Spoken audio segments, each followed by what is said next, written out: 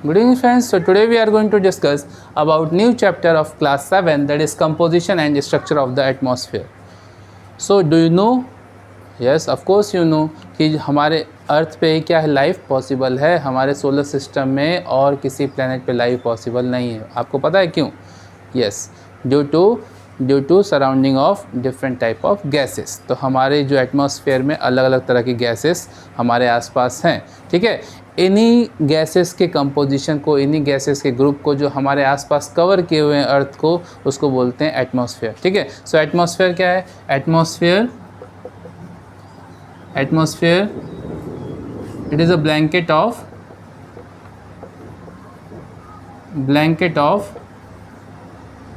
gases surrounded by earth surface. ठीक है, earth surface के आसपास जो सराउंडेड है उसको हम बोलते हैं आपका एटमॉस्फेयर. क्लियर? चलिए, या दूसरे आप कह सकते हो कि एटमॉस्फेयर क्या है?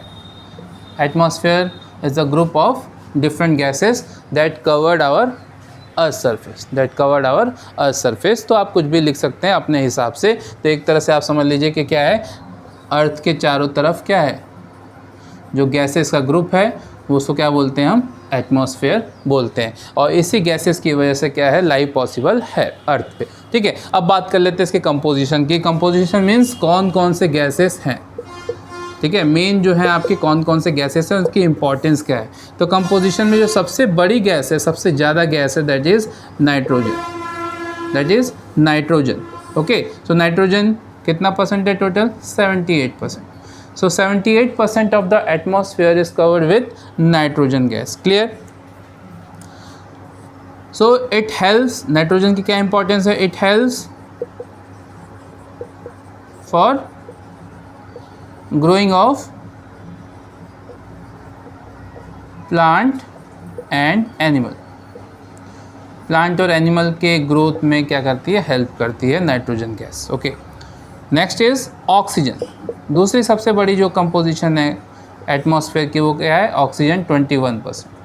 सो 21% of the total atmosphere is with oxygen. Oxygen है 21%. ऑक्सीजन हम सभी जानते हैं, it helps to take breath, है ना, to take of animal as well as human being. यानी हम सांस लेते हैं तो कौन सी गैस लेते हैं भाई? ऑक्सीजन लेते हैं. ठीक है, ऑक्सीजन लेते हैं. अब ये मैं सोचना, सर कभी सोचा है कि हम तो ऑक्सीजन लेते ही नहीं है भाई. हम अगर मान लो हमने हवा ली, हम तो क्या लेते हैं? एयर लेते हैं. हम क्या लेते हैं? एयर लेते हैं. अब ऐसा तो है नहीं भाई चारों तरफ से एयर है, उसमें से हमने सांस लिया, चलो भाई ऑक्सीजन आ जाओ. ऐसा नहीं होता ना, नहीं होता बिल्कुल. हम क्या लेते हैं? एयर लेते हैं. लेकिन जो हमारे अंदर जो फंक्शन है, जो हमारे अंदर जो ऑर्गन्स हैं, वो क्या करते हैं? केवल ऑक्सीजन को अलाउ करते हैं, बाकी गैसेस को अलाउ नहीं करते. बाकी गैसेस जब हम सांस छोड़ते हैं तो वो निकल जाती हैं. क्लियर? चलिए, इतना समझ गए होगे, है ना. नेक्स्ट, जो 1% बचा, अदर गैसेस कितनी है? 1%. एंड अदर गैसेस में carbon dioxide, hydrogen,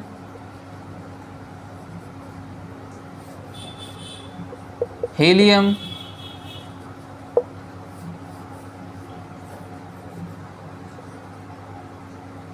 methane, water vapours, ये सब क्या है? अदर गैसेस में. अब इनकी भी बहुत इंपॉर्टेंस है. अभी आपको लगता होगा यार कार्बन डाइऑक्साइड की कोई इंपॉर्टेंस ही नहीं है. तो बिल्कुल जी, कार्बन डाइऑक्साइड की भी इंपॉर्टेंस है, हीलियम की भी इंपॉर्टेंस है, मीथेन की भी इंपॉर्टेंस है. ये कौन से गैसेस होती हैं? ग्रीन हाउस गैसेस होती हैं. कौन सी गैसेस होती हैं? Green house gases. ठीक है, और ये किसके लिए रिस्पॉन्सिबल होती हैं? जो हमारे अर्थ सरफेस पे, जो हमारे अर्थ सरफेस का टेम्परेचर है, जो टेम्परेचर रहने लायक होता है ना, तो average temperature of earth surface is 17 degree Celsius. तो जो एक वार्म कंपोजिशन होता है, गर्म माहौल बनता है अर्थ पे, जो रहने लायक बनता है, वो किसकी वजह से बनता है? ग्रीन हाउस गैसेस की वजह से। अगर ग्रीन हाउस गैसेस ना हो तो क्या होगा? पूरी अर्थ क्या हो जाएगी? ठंडी हो जाएगी। अगर ग्रीन हाउस गैसेस अगर पूरी तरह से कार्बन डाइऑक्साइड और ये सारी चीज़ें हट जाएँ, केवल ऑक्सीजन रहे, तो पूरा अर्थ क्या हो जाएगा? ठंडा हो जाएगा। और दूसरी चीज़ कि जितने भी पेड़ पौधे हैं वो सब क्या हो जाएंगे? ख़त्म हो जाएंगे, because carbon dioxide plays an important role to photosynthesis. तो फोटोसिंथेसिस में बहुत ज़्यादा इंपॉर्टेंट रोल प्ले करते हैं कौन सी गैस? कार्बन डाइऑक्साइड और other greenhouse gases. Clear? चलिए, so this is all about the composition of atmosphere. ये सारी क्या है? एटमॉस्फेयर की कंपोजिशन है। क्लियर? अब बात कर लेते हैं भाई स्ट्रक्चर ऑफ एटमॉस्फेयर। एटमॉस्फेयर की स्ट्रक्चर के बारे में। कैसा है एटमॉस्फेयर हमारा? तो ये है हमारा अर्थ। अर्थ के चारों तरफ है गैसेस के लेयर। ठीक है, ये चारों तरफ है, हमने बस इतना ही बनाया है। तो चारों तरफ गैसेस के लेयर है। So earth it has 5 layer. It has 5 layer. तो 5 लेयर हैं। सबसे पहली है जो आपकी, that is troposphere. First layer of atmosphere that is troposphere. ये कौन सी हो गई भाई? टोपोस्फेयर। ठीक है। Second that is stratosphere. Stratosphere second हो गई आपकी stratosphere. Third layer is mesosphere. Fourth is thermosphere, and the fifth one is exosphere. So our atmosphere has 5 layers: troposphere, stratosphere, mesosphere, thermosphere and exosphere। तो ये अर्थ की अलग अलग layer हो गई। अब इसकी इंपॉर्टेंस क्या क्या है, आइए हम डिस्कस कर लेते हैं एक एक करके। First is troposphere. First is troposphere. ठीक है, तो टोपोस्फेयर की क्या इंपॉर्टेंस है भाई? चलिए, so troposphere it is a first layer. So पहली इंपॉर्टेंस क्या है? फर्स्ट लेयर है। अगर एग्जाम में आया भाई तो पहला क्या लिख सकते हैं आप? It is a first layer of atmosphere. ठीक है, closest to the earth. Second importance, it height varies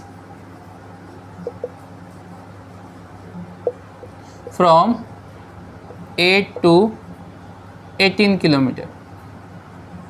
ठीक है, तो अर्थ के सरफेस से कहीं 8 से लेके 18 किलोमीटर तक इसकी हाइट वेरीज करती है। It depends on the different area of earth. ठीक है, हम जानते हैं कि पोल के पास क्या है, जो लेयर है वो पतली होती है, इक्वेटर के पास जो लेयर होती है वो मोटी होती है। ठीक है, तो ये हाइट वेरीज करती है इसकी 8 से लेके 18 किलोमीटर तक। Clear? all the weatheric phenomena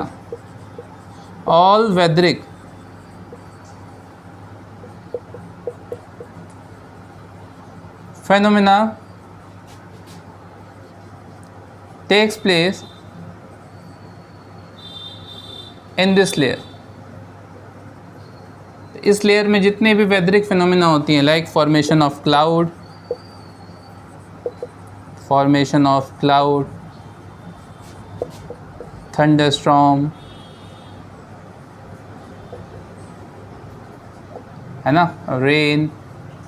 सो ये सारे के सारे जितने भी वेदरिक फिनोमिना हैं वो सब किस में होते हैं? टोपोस्फेयर में होते हैं। इसके ऊपर वेदरिक फिनोमिना नहीं होता। बात समझ में आई? क्लियर है? बिल्कुल, स्क्रीनशॉट ले लीजिए। चलिए, नेक्स्ट इज स्ट्रेटोस्फेयर। इसके अलावा कुछ और इम्पॉर्टेंट चीज़ हैं इसमें। The layer between troposphere and stratosphere, the outer boundary of troposphere is known as tropopause. Outer layer और बाउंड्री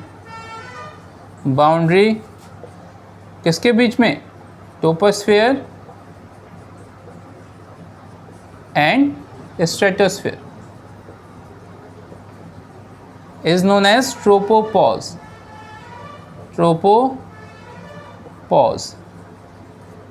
ठीक है, यानी टोपोस्फेयर का ऊपर वाला लेयर जो बाउंड्री है उसको क्या बोलेंगे, टोपोपॉज। स्ट्रेटोस्फेयर और मेसोस्फेयर का स्ट्रेटोपॉज, मीजो और थर्मो में मीजोपॉज, थर्मो और एक्सो में थर्मोपॉज। ये बिल्कुल याद रखना भाई, एक पॉइंट तो यही बन जाएगा एग्जाम में। 3 नंबर का आता है, 3 पॉइंट लिख दोगे, पहला दूसरा तीसरा। एक तो ये हो गया कि फर्स्ट लेयर है, सेकेंड लेयर है, थर्ड लेयर है, फोर्थ लेयर है, उसके बाद इसकी हाइट, उसके बाद कुछ और इंपॉर्टेंट चीज़ें, फिर एक लिख दो आप बाउंड्री। तो 3 पॉइंट तो ऐसे ही बन गए आपके। चलिए, सो आउटर लेयर और boundary between troposphere and stratosphere is known as tropopause.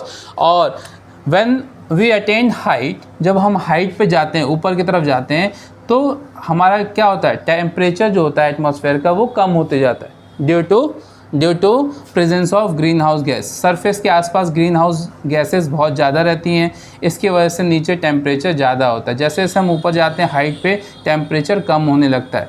कितना कम होता है, तो every 166 metre it reduces 1 degree Celsius. तो 166 मीटर पे 1 डिग्री सेल्सियस क्या होता है, रिड्यूस होता है temperature when we move upward. तो अपवर्ड की तरफ जाने में इतना कम होता है, that is known as lapse rate. इसको क्या बोलते हैं हम, lapse rate, normal lapse rate, normal lapse rate. यानी every 166 metre it reduces 1 degree Celsius. तो 1 डिग्री सेल्सियस कम होता है, उसको बोलते हैं नॉर्मल लैप्स रेट। ठीक है, क्लियर। चलिए, next is stratosphere.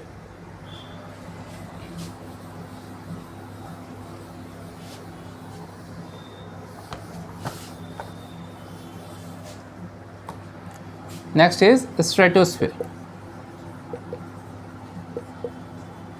So stratosphere, it is the second layer.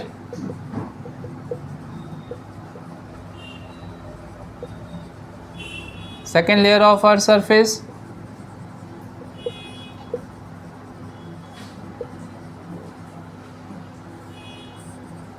ठीक है, सेकेंड लेयर है। इसके अलावा क्या इंपॉर्टेंस है इसकी,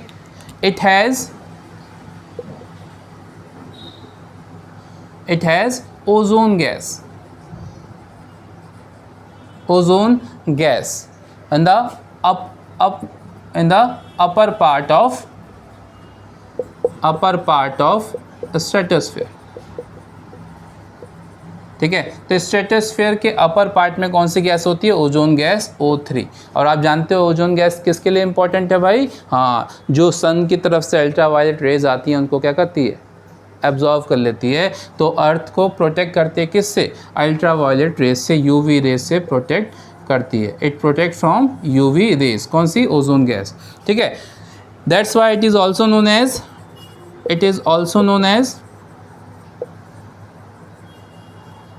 ओजोनोस्फेयर। ठीक है, सेकेंड लेयर है और ओजोनोस्फेयर बोलते हैं क्योंकि इसमें ओजोन गैस होती है। और ओजोन गैस क्या करती है, एक लेयर बना देती है जो प्रोटेक्ट करती है अल्ट्रावायलेट रेज से।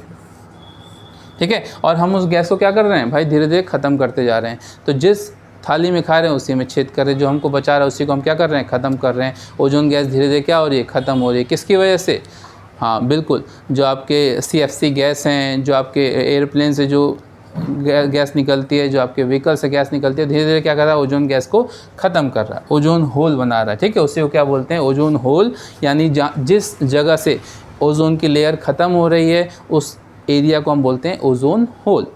ठीक है, चलिए,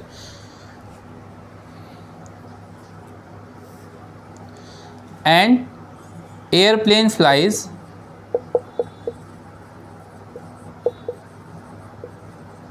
इन दिस लेयर। ठीक है, इसकी हाइट है अप टू 50 किलोमीटर, तो height of stratosphere is up to 50 kilometre. This is all about the stratosphere. ये स्ट्रेटोस्फेयर के क्या हैं, कैरेक्टरिस्टिक्स हैं। प्लीज टेक अ स्क्रीनशॉट लेके आप बिल्कुल कॉपी पे नोट कर लीजिए नोट्स के साथ। ठीक है, साथ के साथ लिखते चलेंगे तो आपकी पढ़ाई भी क्या होगी, अच्छी होगी। केवल सुनने से काम नहीं चलेगा, हल्का हल्का आप नोट भी करते चलिए। Next is mesosphere.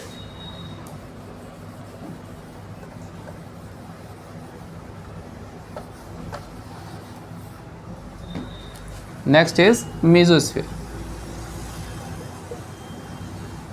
So it is a third layer.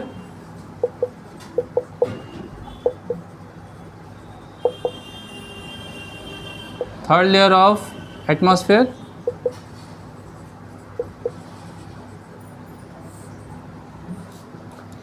So in this sphere,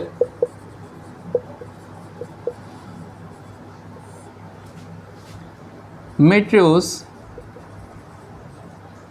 destroy, metro समझते हो, उल्का पिंड, जो आपने देखा होगा ना रात में कभी कभी छत पे रहते हो तो ऐसा तारा टूटते हुआ आता है ना, तो तारा नहीं टूटता भाई, वो बड़े बड़े पत्थर होते हैं जो अर्थ की तरफ आते हैं, ठीक है। तो जैसे वो अर्थ के एटमॉस्फेयर में एंटर करते हैं तो due to friction force, due to mesosphere, तो मीजोस्फीयर के फ्रिक्शन फोर्स के कारण वो क्या हो जाते हैं, जल जाते हैं।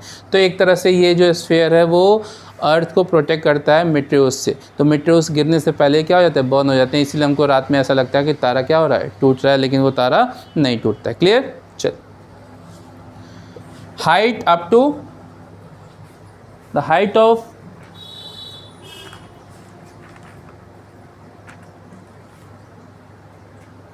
up to 80 kilometer, height of this layer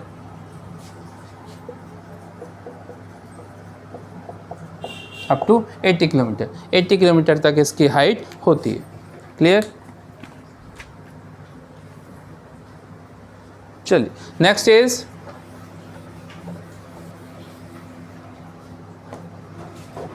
thermosphere.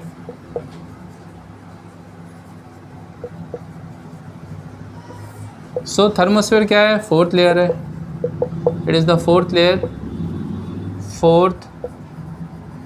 Layer. Second जो इसका कैरेक्टरिस्टिक है वो क्या है आपका,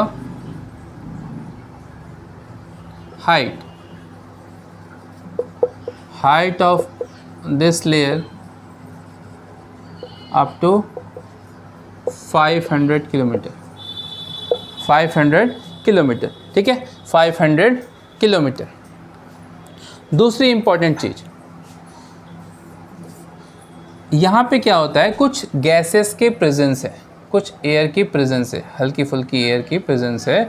तो उन प्रेजेंस की वजह से, उन गैसेस की वजह से, गैसेस हाइड्रोजन और हीलियम क्या होते हैं, सन की रेस से वो हीट हो जाते हैं और चार्ज हो जाते हैं, ठीक है। तो यहाँ पे क्या है, इस लेयर में थोड़ा समझना, यहाँ पे क्या है, चार्ज पार्टिकल्स हैं, it has charge particles, it has charge particles, ठीक है। तो यहाँ पे क्या है, चार्ज पार्टिकल्स हैं, that is ion, it has charge particles. Charge particle क्या बोलते हैं हम, आयंस बोलते हैं, ठीक है, आयंस। तो चार्ज पार्टिकल हैं, वो चार्ज पार्टिकल किस में हेल्प करते हैं भाई, जो हम सैटेलाइट वगैरह जो लॉन्च करते हैं, जो टेलीकम्युनिकेशन है, जिससे कि एक जगह से बात दूसरी जगह पहुंचती है ना, वो आयंस की हेल्प से, वो चार्ज पार्टिकल की हेल्प से ट्रैवल करते हैं। तो उस ट्रैवल को उस ट्रैवल करने में जो हेल्प करता है वो कौन सा स्फीयर करता है, thermosphere. It has charge particle that is ion, है ना, that's why it is also known as ionosphere, ionosphere, ठीक है। आयन मंडल भी बोलते हैं इसको, क्या बोलते हैं, आयन मंडल। क्लियर, बात समझ गए। क्यों, क्योंकि यहाँ पे चार्ज पार्टिकल्स हैं, और चार्ज पार्टिकल किस में हेल्प करता है, ट्रांसपोर्टेशन में हेल्प करता है, सिग्नल्स ट्रांसपोर्ट करता है, एक जगह से दूसरी जगह से सिग्नल को क्या करता है, ले जाता है और ले आता है, किसकी वजह से, चार्ज पार्टिकल्स की वजह से। वो कहाँ पे है, थर्मोस्फेयर में, ठीक है। नेक्स्ट क्या है आपका, एक्सोस्फेयर। लास्ट है आपका exosphere.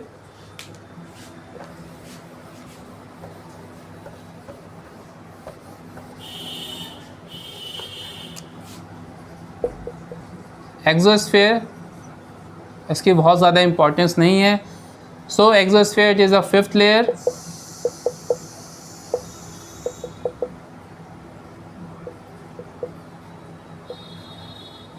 Fifth layer, height up to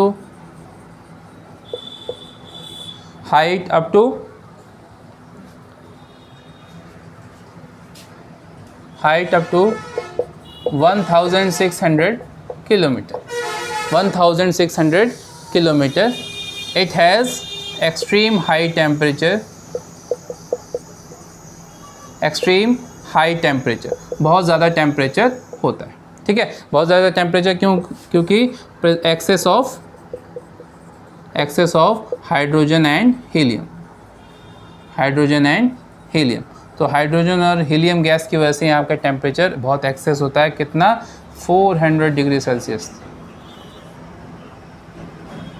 है ना, इतना ज़्यादा टेम्परेचर यहाँ का बढ़ जाता है, 400 नहीं सॉरी 4000 डिग्री सेल्सियस। क्लियर, बात समझ में आई? Okay good. Now at the last we discuss about significance, importance of atmosphere. क्या इंपॉर्टेंस है? So what is the importance of atmosphere? Significance, तो इतना सब पढ़ लिए, आप बताइए क्या इंपॉर्टेंस है, सिग्निफिकेंस क्या है एटमॉस्फेयर की? तो भाई it protect us from harmful rays, that is UV rays, it provide life, help in breathe, है ना, साथ के साथ it also provide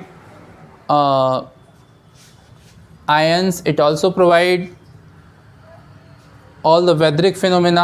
तो जितनी भी चीज़ें सब क्या है, सिग्निफिकेंस है, जो भी लाइफ को सपोर्ट करती हैं, आप अपने हिसाब से इसमें नोट कर सकते हैं। तो होप आपको ये चैप्टर बिल्कुल क्लियर समझ में आ गया होगा। बने रहिए हमारे साथ, हमारे चैनल को लाइक करें, सब्सक्राइब करें। Okay, thank you and have a nice day.